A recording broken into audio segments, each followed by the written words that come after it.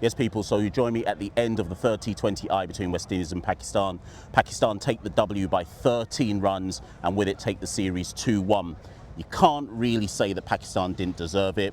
On the night, they put up 190. Now, let's dissect that. Should they have, sorry, it was 189, tell a lie. Should they have made 189? We could dissect different parts of the West Indies bowling on the night. I still go back and look at that final over that Shamar Joseph bowled. He gave up 19 runs in that final over, and it always felt like at the time that that 19-run over might come back to bite the West Indies later on in the match.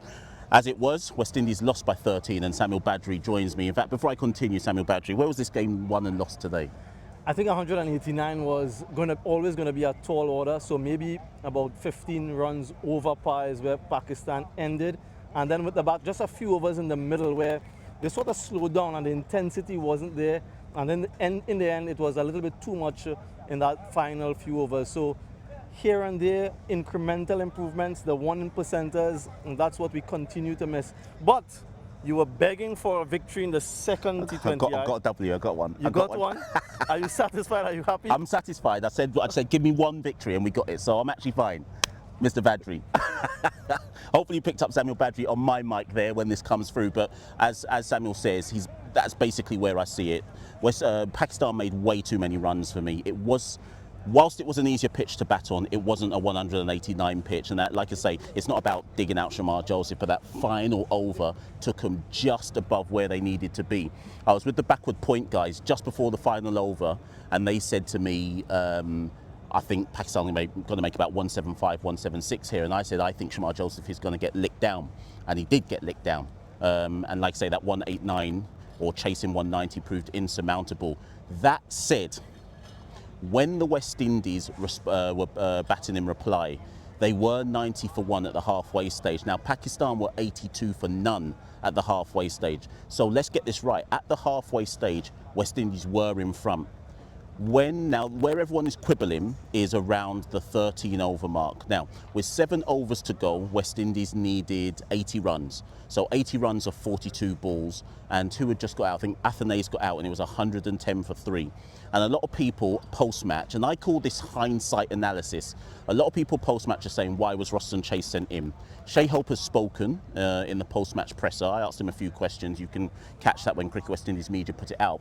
But Shai Hope spoke at the presser and said, well, Roston came out at that point because Roston is one of the better players of spin. Pakistan still had a significant amount of spin overs to bowl. So Roston was sent. Now, we can quibble and we can argue about should Jason have come, should Romario Shepherd have come, but chasing 80 runs with 42 balls to go, to me, doesn't scream you have to have a power hitter at that stage, where Roston Chase shouldn't be looked at as some kind of weak person who can't hit the ball long. In the first, which was it? It was one of the T20s against Australia. Did he not score 60 off 32? So I don't like it when people try and say this player can't do that, but we have evidence of them being able to do it. Can Roston do that regularly? Well, okay, we can question that, but let's not pretend that he can't score quickly, right? Obviously, there was that key over from Harris Ralph, bowled that over where Roston could barely put bat on ball, and then he got a streaky 4, I think, swished at 3 and missed it, and then at the end of that over, he was 15 off 13, and he retired out. Jason Holder came out. Now, again, some people have quibbled to me and said, why did Jason Holder come out at that point? But Jason Holder had just won us the match yesterday. So why would Jason Holder not come out? We can quibble about whether it should have been Romario Shepherd, but there was a clear reason why Jason Holder came out. Now, obviously, he got out to mock him. Mocking for me was actually, I think Nawaz won player of the series. I actually think Pakistan's most impressive bowler across this series was the wrist spinner. I thought he had the ball under complete control in every single game. West Indies had no response to him. They didn't know what to do with him whatsoever. And obviously he bowled down Jason. Jason went for a duck, and you kind of just felt at that point it's too much. Well done though. I do want to highlight some positives which people may have missed. Jewel Andrew, he's still a youngster, he's only 18 years old. At the top, he played an enterprising innings, I think it was 24 of 14 balls or 24 of 13. Alec Athenaeus came in to replace Johnson Charles. Didn't score in the second, but then scored a 50 in this one. Obviously, Athanase is very good at the sweep shot, got that out to good effect today, scored a really good 50, classy 50. Shafane Rutherford, back to form, he got a 50, but 190 was just, as Samuel Badree said, I think 175 was par on here. And when I was in the crowd, I was speaking to Carter Kea, who's in the Caribbean Cricket Podcast Discord, and I said to Carter Kea, 175 is what we should try and restrict Pakistan to. 189 was too much. That's not to excuse the West Indies team, that's not to say that that's not to try and say it's not disappointing that they didn't win, but I think that's where we can pinpoint where the victory was kind of prevented, so to speak. Now, I do want to add some caveats because, again, the easy thing to do is to say, and they're this and they're that, and they should have won this, and this means that. Let me just remind people, Brandon King is injured, Evan Lewis is injured, Rovman Powell is injured, Shimron Hetmyer is injured, and Alzari Joseph is rested. That's not to say that therefore we've got an excuse, but it is to say if we accept that West Indies' strength in depth isn't that good, then we should be able to accept that missing 5 first-team players will impact the ability to do things like chase 190 or even restrict the team restrict Pakistan in this case to less than 189. And actually, do you know what this game showcased to me the most? What this game showcased to me the most, and possibly across this series, is just how badly we miss the retired Nicholas Pooran. Nicholas, and I just said it to Miles Bascom at the end of the match. We were just talking about 15 minutes ago, and I said to Miles and some of the journalists around, I said, these matches in recent times have proved just how important a player Nicholas Pooran is. Nicholas Pooran is the only player in the region that has the ability to hit spinners out of the attack. He's 29 years old and he's retired. Pakistan came here with a cadre of spinners that we struggled to know how to cope with. And yes, this was a better batting track, but in general, we struggled to know how to cope with. Pooran is one of the best hitters of spin in world cricket. And I think these games have showcased why his retirement is so crucial to our team. After Pooran, Hetmyer can do it, but obviously Hetmyer's a 1 in 6 guy now, or a 1 in 5 guy. Pooran can actually dismantle a spin attack.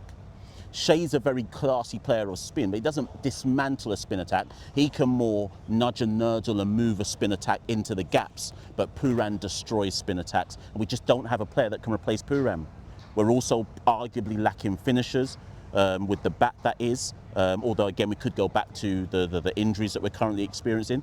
And most crucially of all, and I think we saw it again today, we don't have, and I've said this on multiple previous videos, so I'm just reiterating it, we don't have, for me, a potent enough bowling attack that can, I guess, restrict teams to manageable totals on a consistent basis or defend totals on a consistent basis. Every now and again we'll pull out a top performance because we're not a bad side, but we don't have the depth of players or the quality of players to consistently perform in the different facets of the game, and I think we saw that with the bowling at different points today. Listen, like I say, the easy thing to do is to get into the doom and gloom and say we've lost a series again and we're going to have all of the uncles saying sack this man and sack that man and sack this captain and sack Sammy and do that. You already know where I stand on this. All of that is short-term bullshit. I'm on the long-term process here, and I think I was sitting from where I'm recording. I'm just pointing over to where I was. In the first innings, there was a group of uncles over there. You lot can't see where I'm pointing, but they were over there, and they spent pretty much, what, 3/4, if not half, of the Pakistan innings demanding Darren Sammy to be sacked. You would have thought they were West Indian fans, but you would have thought they weren't even here to support the West Indies. And I hope they're watching this, because I was just looking at them thinking, yuck, yuck. The uncles are the biggest problems in West Indies cricket. They all need to just go. They all need to go. They will never help our cricket go forward, because all they're here to do is to pick out easy things to cuss, say why we're never going to be good, no solutions for anything that are actually relevant to 2025, and they just carry. I hate them. All they do is cuss. They've got nothing constructive to bring to West Indies cricket. So I had to move away from them, because I was like, you lot have nothing constructive to add to the conversation. But anyways, that's that. This is a process, people. Whether you like Darren Sammy, whether you don't like Darren Sammy, we're stuck in this process. It is what it is. We go now to the ODIs against Pakistan. You best believe Pakistan are going to bowl about 30 to 35 overs of spin. So we're going to have to try and find an answer. And the thing is, if you get into the comments now and say, oh, Mash, you're just looking for excuses, this, that, and the third, tell me how, okay, answer this. Get in the comments below. How do we counteract Pakistan's spin attack? And when you're trying to answer that question, tell me who are the players we've got to do it. Go on, get in the comments. Don't worry, I'll wait. I'll wait on this cricket ground until tomorrow for you to give me the answer. Tell me how we counteract Pakistan's spin attack and tell me who are the players we've got to do it. Don't worry, I'm still waiting. Listen, Pakistan 2, West Indies 1. It is what it is. At least we got a W, I guess. Listen, I'm getting out of here, people. It must be like midnight. Shaheen Shah Afridi's over there. Let me go talk to him and try poach him for the West Indies. Like, let me go and do something. Listen, I'm catching the plane tomorrow. It's finally time to go back to London. I saw West Indies get a W. That's me done for 2025. Unless you suddenly hear that I'm going to India for a test match or New Zealand at the end of the year. That's me done travelling, watching the West Indies this year. Thank you to everyone who supported the Caribbean Cricket Podcast. Thank you to anyone who's become a patron in the last few months, last year or so. You can still do that. All of those links are in the below in the descriptor, etc. I've been Machel St. Patrick Hewitt, one half the Caribbean Cricket Podcast. See you all very, very soon.